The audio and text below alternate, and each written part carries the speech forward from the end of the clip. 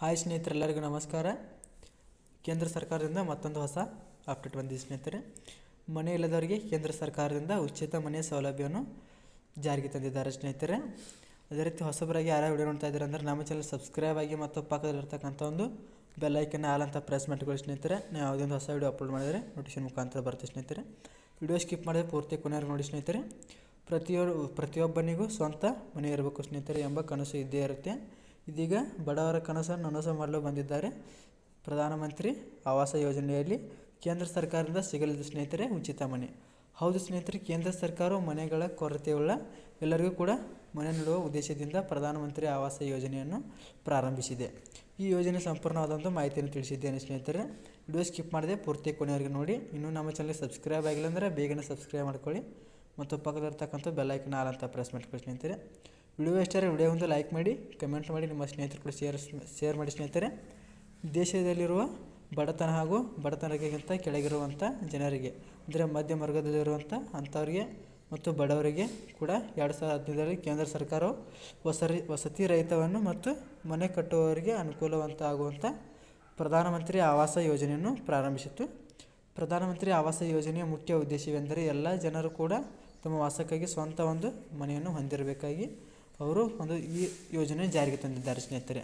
ಮತ್ತು ಬಡತನ ರೇಖೆಗಿಂತ ಕೆಳಗಿನವರಿಗೆ ಮನೆಗಳನ್ನು ಒದಗಿಸುವುದಾಗಿದೆ.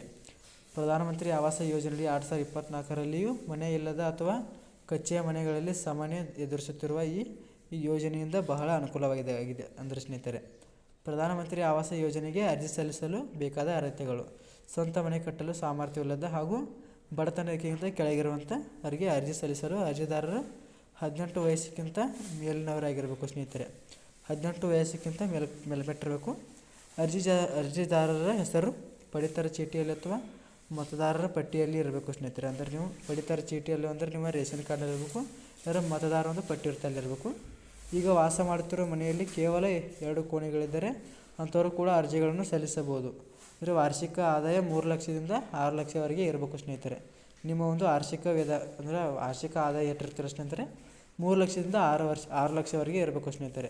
ಕುಟುಂಬದಲ್ಲಿ ವಿಕಲಚೇತನ ಸದಸ್ಯರು ಇದ್ದಲ್ಲಿ ಅರ್ಜಿ ಸಲ್ಲಿಸಬಹುದು. ಈ ಯೋಜನೆಗೆ ಅರ್ಜಿ ಸಲ್ಲಿಸಲು ವಿಧಾನ ಅಂದರೆ ನೀವು ಸಲ್ಲಿಸುವ ವಿಧಾನ ಸ್ನೇಹಿತರೆ.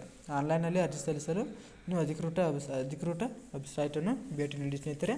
ನಂತರ ಆ ವಾಟ್ಸಪ್ ಕಿಪ್ಗಾರ್ಡ್ ಅಂತ ಅವಾರ್ಡ್ ಇರುತ್ತಲ್ಲ ಸ್ನೇಹಿತರೆ, ಹಾಗಾಗಿ ಡೇಟಾ ಎಂಟ್ರಿ ಆಯ್ಕೆ ಮಾಡಿ ಅಲ್ಲಿ ಅರ್ಜಿದಾರರನ್ನು ಅವರ ರಾಜ್ಯ ಮತ್ತು ಜಿಲ್ಲೆಯನ್ನು ಆಯ್ಕೆ ಮಾಡಬೇಕು. ನಿಮ್ಮ ಒಂದು ಜಿಲ್ಲೆ ಅಥವಾ ನಿಮ್ಮ ರಾಜ್ಯವನ್ನು ಆಯ್ಕೆ ಮಾಡಿ ಅದಂತ ನಂತರ ನಿಮ್ಮ ಹೆಸರು, ಪಾಸ್ವರ್ಡ್ ಕ್ಯಾಪ್ಟಾ ಅಂದರೆ ನೀವು ಕ್ಯಾಪಿಟಲ್ನಲ್ಲಿ ಇರಬೇಕಾಗುತ್ತೆ ಸ್ನೇಹಿತರೆ. ಎಲ್ಲ ಕ್ಯಾಪಿಟಲ್ ಆಗಿರಬೇಕು. ಮುಂತಾದ ವಿವರಗಳನ್ನು ನಮೂದಿಸಿ ಲಾಗಿನ್ ಮಾಡಬೇಕಾಗುತ್ತೆ. ನಂತರ ನೀವು ಬಳಕೆದಾರ ನೋಂದಣಿ ಫಾರ್ಮ್ನಲ್ಲಿ ನಿಮ್ಮ ವೈಯಕ್ತಿಕ ವಿವರಗಳನ್ನು ನಮೂದಿಸಿ ಇದಾದ ಬಳಿಕ ನಿಮ್ಮ ಬ್ಯಾಂಕ್ ಖಾತೆ ವಿವರ ನಮೂದಿಸಬೇಕಾಗುತ್ತೆ ಸ್ನೇಹಿತರೆ. ನಂತರ 3ನೇ ವಿಭಾಗದಲ್ಲಿ ಫಲಾನುಭವಿಯ ಸಮನ್ವಯ ವಿವರಗಳನ್ನು ನಮೂದಿಸಬೇಕು ಮತ್ತು 4ನೇ ವಿಭಾಗದಲ್ಲಿ ಸಂಬಂಧಪಟ್ಟ ಕಚೇರಿಯಿಂದ ಭರ್ತಿ ಮಾಡಿದ ವಿವರಗಳಿಗೆ ಸಂಬಂಧಿಸಿದಂಥ ಮಾಹಿತಿಯನ್ನು ಇಲ್ಲಿ ಭರ್ತಿ ಮಾಡಬೇಕಾಗುತ್ತೆ ಸ್ನೇಹಿತರೆ. ವಿಡಿಯೋ ಇಷ್ಟರ ವಿಡಿಯೋ ಒಂದು ಲೈಕ್ ಮಾಡಿ, ಕಮೆಂಟ್ ಮಾಡಿ, ನಿಮ್ಮ ಸ್ನೇಹಿತರು ಕೂಡ ಶೇರ್ ಮಾಡಿ ಸ್ನೇಹಿತರೆ. ಹಾಗೆ ಇನ್ನೂ ನಮ್ಮ ಚಾನಲ್ಗೆ ಸಬ್ಸ್ಕ್ರೈಬ್ ಆಗಿಲ್ಲ ಅಂದರೆ ಬೇಗನೆ ಸಬ್ಸ್ಕ್ರೈಬ್ ಮಾಡ್ಕೊಳ್ಳಿ ಸ್ನೇಹಿತರೆ.